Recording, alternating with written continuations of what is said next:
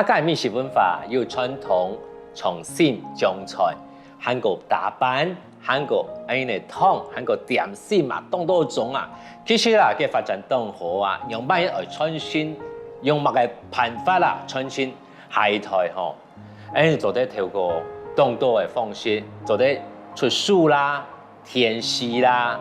广播啦，韩国爸爸妈妈教几条啥用乜嚟做，用呢啲客家料理啊，不论係做飯，也係料理，也係做點心，你做得本恩嘅生意呢？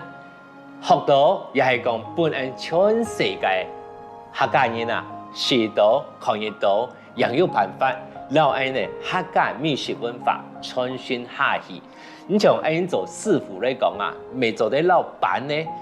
盡緊做下事業對喎，唔係像較早一定要食飽啦，大盤、大隻哦，呢下冇流行咧，做細隻，下好看到喎，人啊一定做得老恩呢客家美食文化。傳承下去哦。